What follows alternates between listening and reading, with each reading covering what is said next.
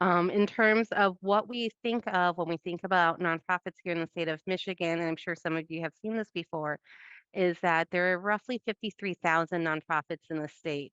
But when you drill down, and that's all sorts of different 501c designations, C4, C6s, what have you. But when you pull out the specific C3s, charitable nonprofits, um, 79% of all of C designations are nonprofits, so roughly 41,000. And of those 41,000, so now we're narrowing in on just charitable nonprofits here in the state. Of those nonprofits, 93% of those, so a vast majority, we know from their 990 filing, have revenue of less than $1 million.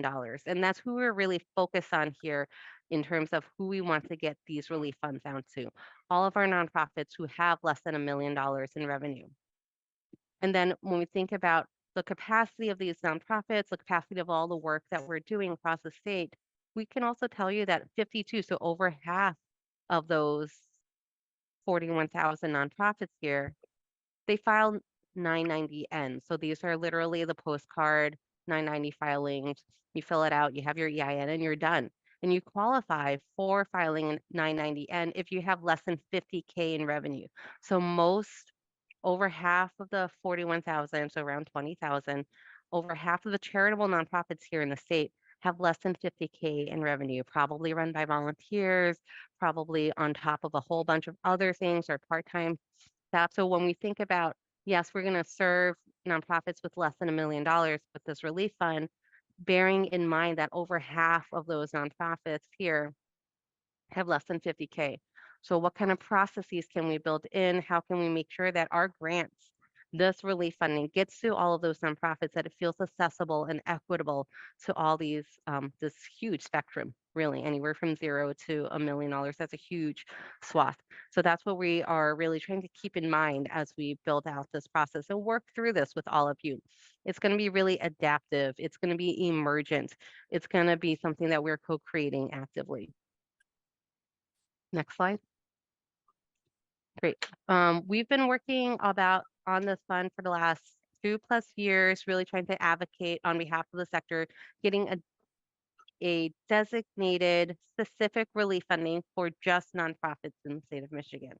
When the pandemic started, there was a various levels of federal funding available for small businesses and other um, I'm gonna pick on small businesses because that's the main one that comes to my brain right now. That comes to like small businesses or PPP loans available, but none of them were specifically for nonprofits, even though many of us did qualify for those. So our team had been working with different legislatures to really think about, if 1 in 10 Michiganders work for a nonprofit here in the state, we should have designated relief funding similar to small businesses that help us, because especially since nonprofits stepped up in huge ways throughout and continue to do so the pandemic.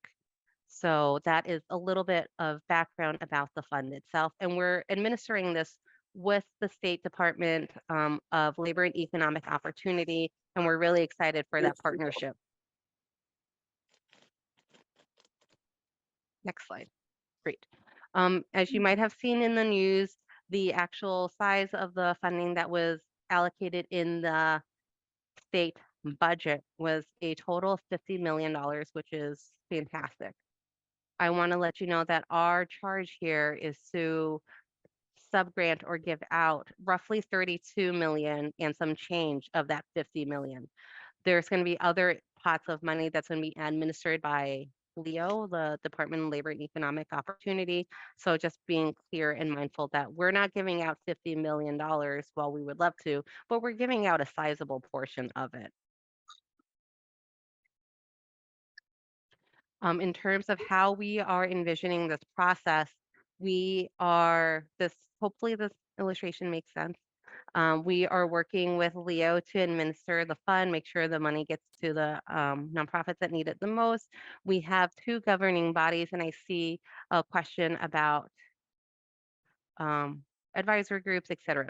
So we do have a group of statewide leaders that we have been meeting with since December. Some of you are on that committee, and they're really co-creating that RFP process, leaning into designing the questions, thinking about how that might be developed in a way that centers the lived experiences of the smallest nonprofits that we are going after. Going after sounds strange, so just providing outreach too. What we are working with you and this esteemed group of leaders is really thinking about how do we build the regional ecosystems of nonprofits across the state as we identify grantees who are coming in through our grants portal. Are we tapping into your lived experiences, your leadership in reviewing some of the applications, making sure that these nonprofits have the tools that they need to fill out the applications, working on outreach, making sure that we don't know what you know in terms of your regions, the opportunities there, all the great work that you are doing. So making sure that all the nonprofits you work with, some of that outreach there is happening, and also creating peer learning circles within regions, helping us understand what are some ways that we can supplement capacity building, training, technical assistance as grantees come in, and also as we all start working together. Because this is an opportunity, I think, for us as nonprofit leaders and stakeholders across the state to think about how can we strengthen each other's work? How can, if we're not beyond just giving out a one-time infusion of money, what are different ways that we can lean in and help each other develop professionally, get access to other trainings or resources, build our collective muscle? That's yeah, that's the same. Um, build our collective muscle. So hoping to really get into that peer learning opportunity with this group.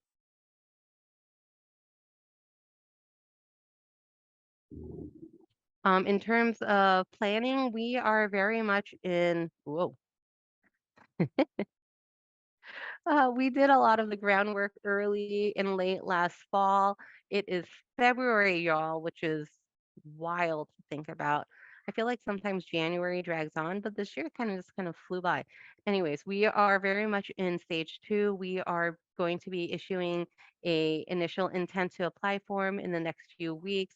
We are working with our statewide group to develop the RFP, and we are also here with you working through what our regional hub work can look and feel like.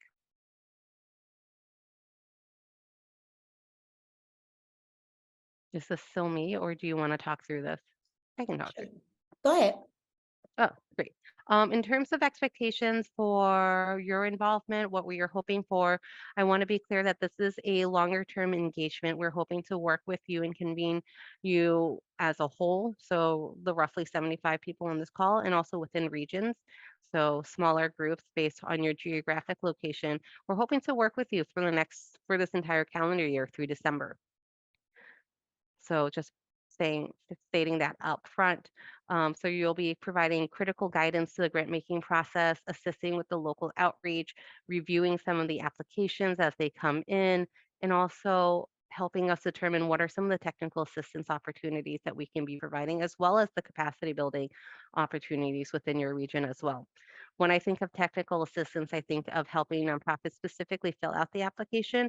And when I think of capacity building is what are the opportunities beyond getting the funding in the coming months that we can lean into if you are meeting with grantees in your region and everyone's talking about board governance, is there a way to leverage that and maybe build that capacity as a cohort in your region? That's just an idea. I don't know if that's an actual need, but just those types of things for the next 10 months. Next slide. So this is a overview, a work plan, if you will, outlining those key areas of responsibility that Nellie just discussed on the previous slide, and just what some of the responsibilities within the hubs, what we envision that they will entail.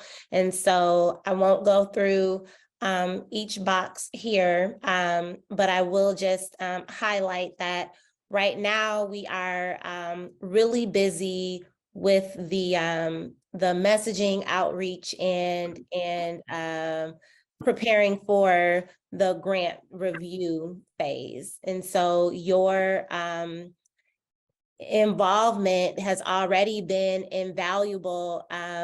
This is, I think, the most participants we have had on one of our regional hub calls. You all have been helping to get the word out, not just about the fund, but about these opportunities to be really hands-on within your communities in terms of making sure that dollars are really reaching those who are most in need. And then your work will help to guide how applicants are supported as they move throughout the process. And, you know, as they move from being an applicant to being a recipient and a grant partner with the relief fund.